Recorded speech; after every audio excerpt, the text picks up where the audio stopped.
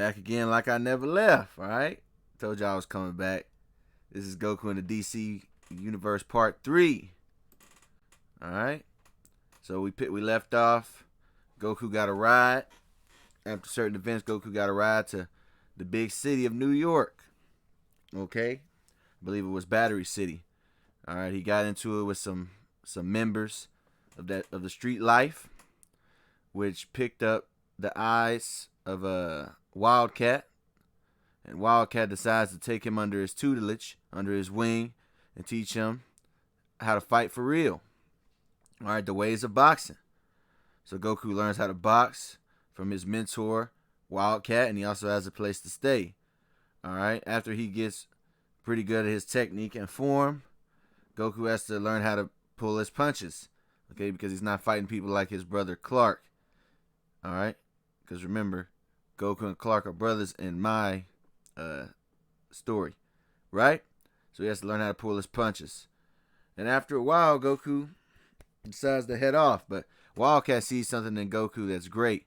He thinks he has the potential to do very great things. But of course, Goku isn't really interested in being a hero, as we already know.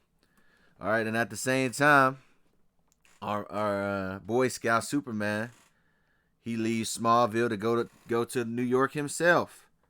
All right. Head right to Metropolis, which we all know. So we have Goku and his brother in the same city. All right. It's at this time where Goku, after leaving Wildcat, is approached by Mercy Graves, where she takes him to see Lex Luthor, a familiar face, in which Lex Luthor ends up hiring Goku by giving him a radar to find these foreign alien rocks that we know as Kryptonite to help Lex on his research. Goku, being raised on a farm and taught that he needs to work for what he earns, he takes the job, proud of himself, thinking that he's doing Ma Kent, Pa Kent proud. So he takes him up on his offer. All right, so Goku is given a jetpack as well as a radar to find Kryptonite, and he's sent on his way. All right, so that's the recap. So let's get straight to it. All right, so Goku takes off. Goku takes off right in the new direction. All right, going fast, going faster than the speeding bullet. Nah, not really, but faster than the speed of sound off this jetpack. All right, then he checks the radar. Location is somewhere over this ocean.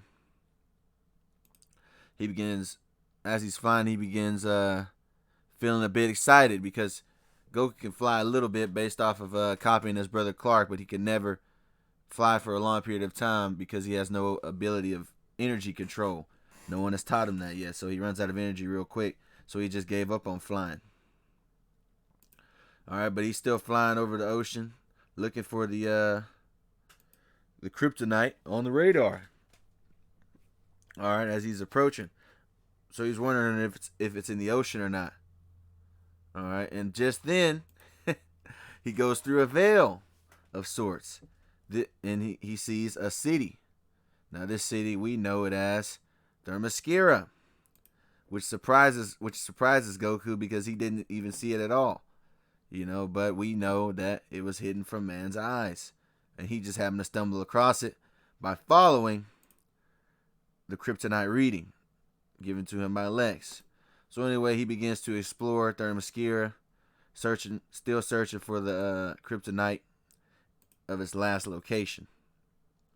Okay, then he understands that it's probably in the water beneath this waterfall. All right, so he's about to try to dive in. All right, so he lands on a platform. He looks underwater, but then he looks up, and he sees a girl about his age. But the girl also sees him. This girl is, of course, the young Diana, in which they point at each other. They point at each other, and she's like, she notices him and recognizes him and knows that he's a foreigner. And upon getting up closer to him, she realizes that he's a foreigner that happens to be a boy. And she's looking at him, and Goku is just all taken back by it. And then Diana begins to meditate on the things that were taught to her growing up, and that is the harshness of man. So now she's ready. So now she's ready to take out this invader. All right, then we pick off to Clark, Superman. All right, settling in the cities of New York, where business as usual. And this particular day, he stopped at a bank robbery. Okay, so he just blocked a bullet to save this man. Flying through. They're trying to get away. One of the ladies shoots a grenade launcher, where it has little to no effect. Has no effect, other than blowing up smoke. All right, and he thwarts their heist. Business as usual. Nothing the wiser. No problem. No big deal really. All right, but then he realizes that he's almost late to work. All right, so he's like, oh man, I gotta put my glasses on. I gotta go back. He just got a new job at the Daily Planet, right?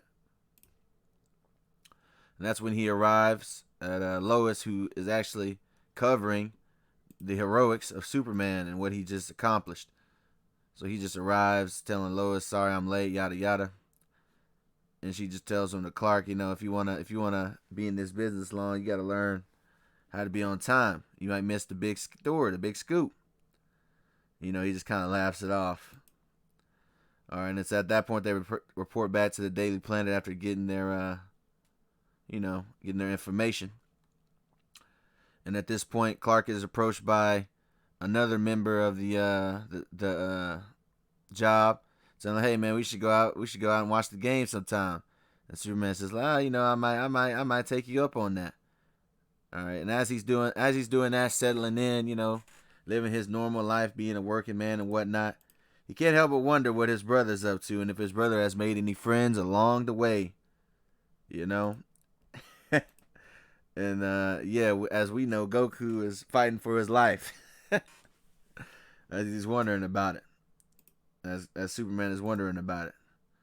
Alright. So we cue in on Goku. He's dodging blows that are headed straight for his head from a sword. Diana is trying to take him out, man, because she knows, or at least what she was taught, that if you allow man to get through Themyscira, he'll bring nothing but destruction. So she's trying to go for the kill. Goku's just dodging for his life. Dodging for her life, and she's just slicing through trees and whatnot. So Goku's on the defense. He's just trying to tell her, hey, wait, hold on. I haven't done anything. What's the issue? I just here for my job. And Wonder Woman, as we know, Diana, she's on his heels. All right, and that's when he says, wait. Can we at least fight fair? I don't have a weapon. And in response, Diana throws her sword down. And they square up, the old-fashioned way, which Goku smirks. I knew you were honorable. So now they're about to come to blows with fists. All right, and that's when Goku puts to work what he had just learned about boxing, what he had just learned from Wildcat, his teacher. Now he's putting that to good work, floating like a butterfly and stinging like a bee.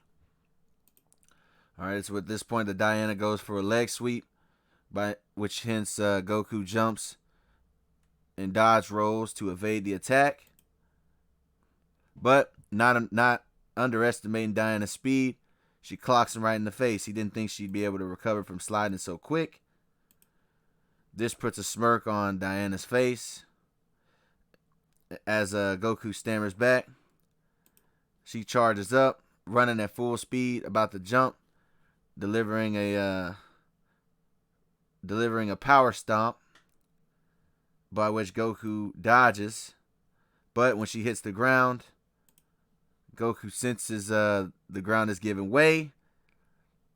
She senses it too. It's like in slow motion as the ground is giving way, and she's about to collapse into the ravine and be carried downstream. Then she frantically is like, oh man, making a mistake. She's about to fall into the water. And we're going to say she can't swim at this time. But Goku stops her from her inevitable collapse, which honestly surprises Diana, by which he helps her up. Tells you, you seem to not know your own strength, and she's just taken aback.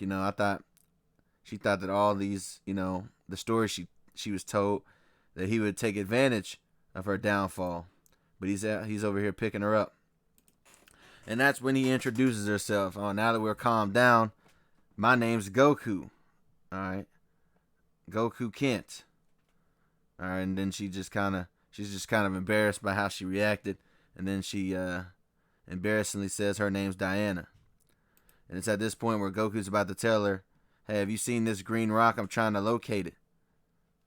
Which is the Kryptonite, but they don't know it's Kryptonite yet.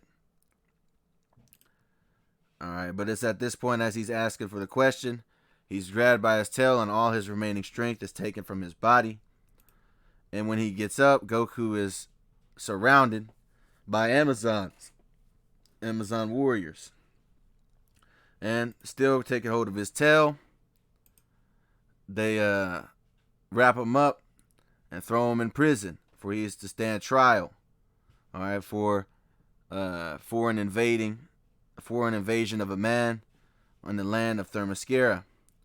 All right, it's at this point where the Amazonians go to report to Wonder Woman's mother, Hippolyta. And Goku just sits in prison, awaiting his charge. Meanwhile, it was not just Goku this whole time that was on the search of something. But we find out that there's someone else that's looking for something in the land of Themyscira. Alright? Someone else with the help of her assistant, Giganta. Alright, we're going to end it on that. Alright, I'll have this new one out in no time. It's kind of short. Yeah, I've been going for a while, but I'm back. Alright.